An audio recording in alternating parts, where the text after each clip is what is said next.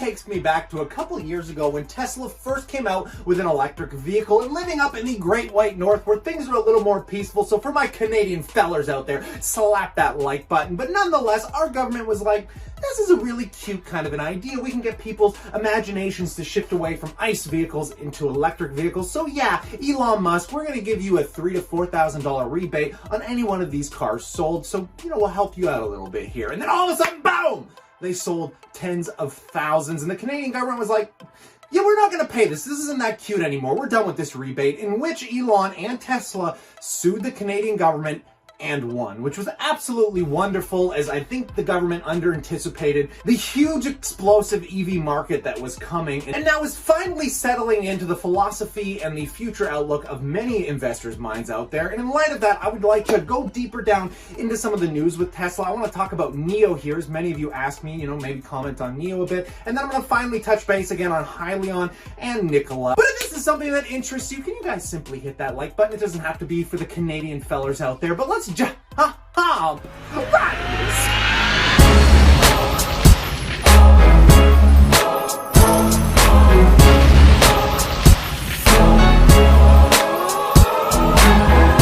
welcome back, passive income investors alike, to this exploding new world that we are heading into. I'm going to talk about some of the risks, the fears, and just all this crazy awesome news that I find so exciting, with Tesla finally crossing $250 billion in its market cap, becoming worth more than most of the major car manufacturers, including Ford, GM, only getting to scale with companies like, I think, Honda and Toyota are the only ones that have larger market caps. And it is blowing the minds of many auto manufacturers because they can't figure out why. But the brand of Tesla and the selling capability of everything they do is unbelievable, let alone their executional excellence. I mean, they can come up with flamethrowers, short shorts, and at the drop of a pin, sell millions of dollars worth. I mean, there's some major hype because Tesla was obviously the main catalyst that caused this revolution in the electric vehicle market. Now, nonetheless, the biggest catalyst coming up that many of us are aware of is that Tesla is trying to get listed on the S&P, which gives them an introduction to many index funds out there that can load the boat, taking the stock into ever new highs. Now, when it comes to a revenue basis, that's what most people can't get behind. They keep looking at Tesla's valuation, they look at the revenues, and they're like,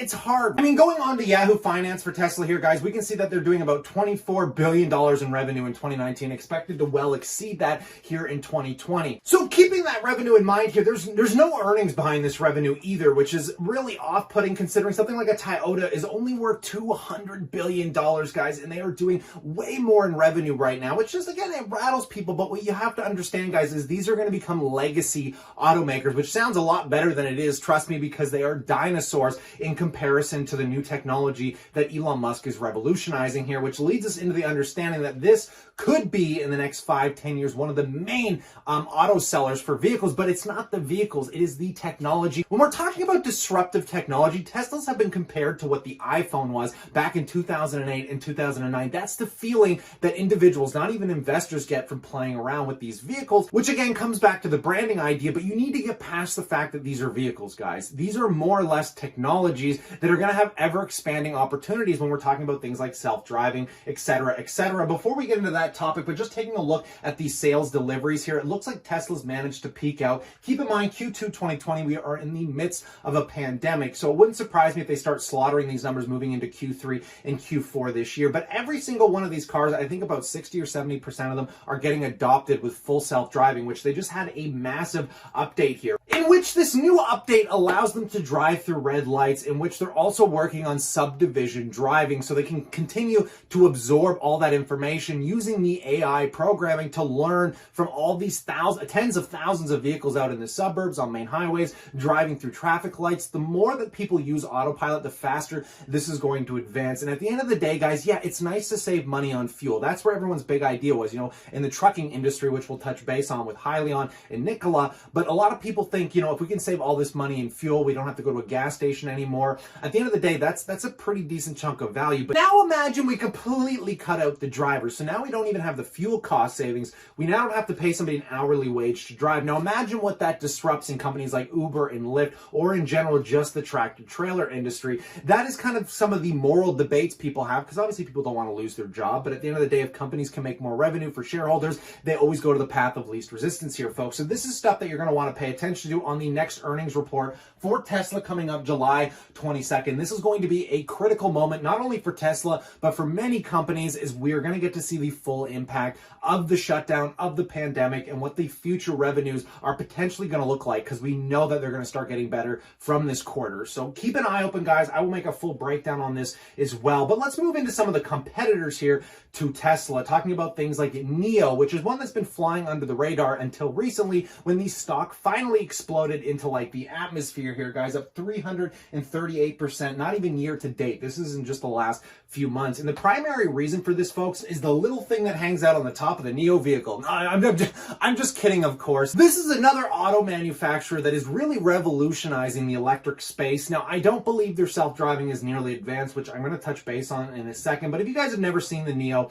it's basically a Chinese electric automaker right now. And currently their top selling vehicles are the ES8 and the ES6, which we can actually go into their numbers here, guys, and see that to date, those two combined make up for 46,000 cumulative vehicles delivered. This company is on an explosive trajectory right now. And if you compare it to something like a Toyota or a Honda, this one is increasing in sales, whereas those companies have been decreasing in sales. And taking a look at their best sold vehicle here, folks, let's just scroll through this because their future vehicles look amazing, but one of the primary factors behind this is the battery packs are completely removable. And if we take a look at some of the specs, they get about 580 kilometers of range. And part of the infrastructure NIO has thought out, going to be making docking bays similar to like when you would go to get your own car repaired at a Jiffy Lube or whatever, but instead they would just swap out the battery pack, giving you, they say they can do it in 3 minutes to a full charge if you just want to quickly swap the batteries. They also have other options available where you can have somebody come in while you're working, your car's parked, and charge it up for you. And I imagine their infrastructure on charging is very similar to Tesla's. If we scroll down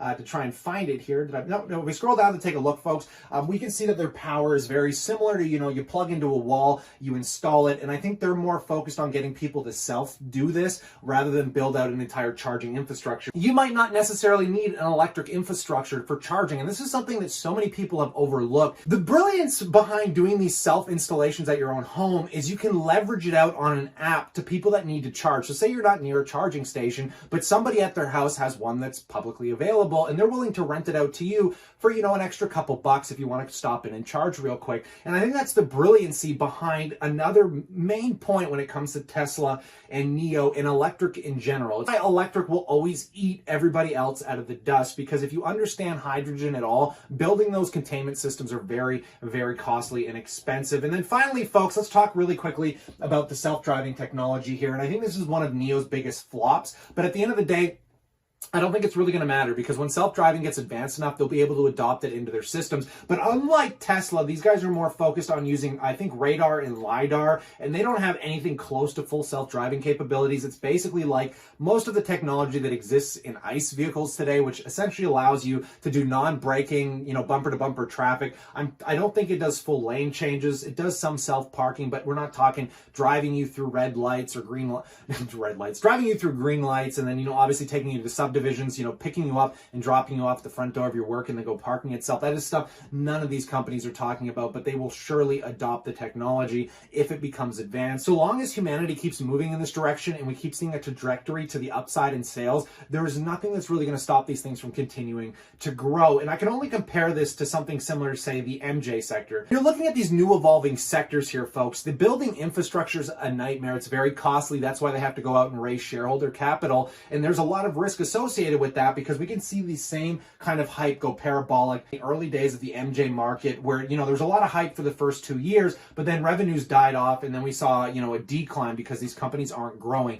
There's a defining difference though between this market and this new EV emerging market, as the EV market actually has continually growing revenues, which means they're making money out of the gate. These MJ stocks only just now are starting to make revenues, and not enough to cover the growth or the infrastructure they created. Now, Now, obviously, Tesla is going to be more of the easier bets. They've proven a lot more of the problems and done more of the impossible stuff. But in another sector of the market, let's talk really quickly again here, guys, about SHLL, which is a merger acquisition SPAC play, as they call them, special purpose acquisition companies. And this is one that's driving a lot of hype along with Nikola, because both of these companies are working on the tractor trailer niche, which of course Tesla is as well. And that they could surprise us this quarter and come out with a brand new battery technology that makes their tractor trailers work better and cheaper than, say, a hydrogen or a natural gas setup. And again, keep in mind, Nikola is focused on hydrogen. Hyliion is focused on the natural gas space. And you're thinking to yourself, well, wait, how do these things even relate to battery? Well, the idea is they use smaller battery packs that can charge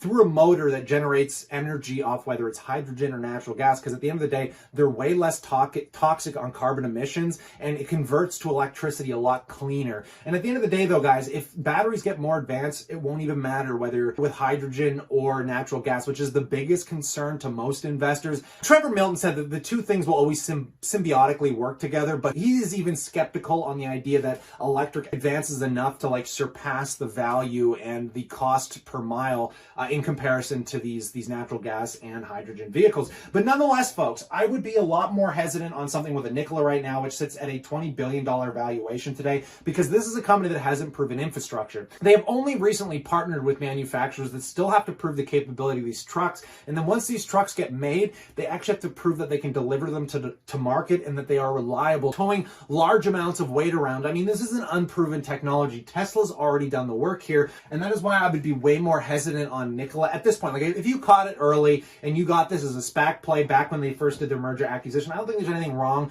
with holding on to it over the long term. But at the end of the day, guys, it's really hard figuring out what the max capacity of revenue is for these companies, because right now they're just all ideas floating around. And if I were to pick one of the two, because these, again, even though Nikola likes to talk about the truck and the Badger and all these fun toys, the real market for them is in the tractor trailer niche. And it is no different with Tortoise acquisition, again, which is soon to become Hyliion. But I think Hyliion is a much better valuation here, only worth $700 million today, guys. They are going to be earlier to the market, and I talked about a lot of this in yesterday's video, so I suggest you go check out yesterday's video. Again, I'm not going to be buying into these for the risk associated.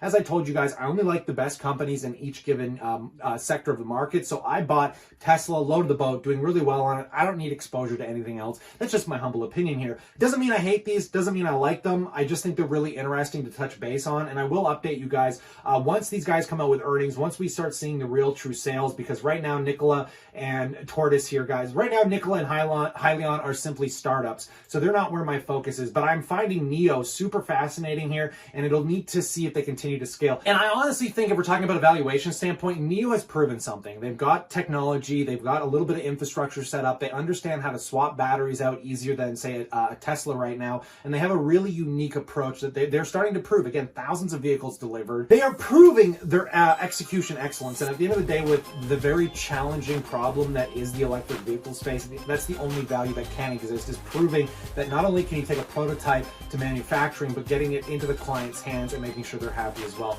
It's something that I would have never wanted to start up, and keep in mind, Tesla almost went bankrupt twice trying to achieve that. But in light of all of this, of course, I would love to know what you guys think in that comment section below. But stay cool, stay awesome, and just a few updates today.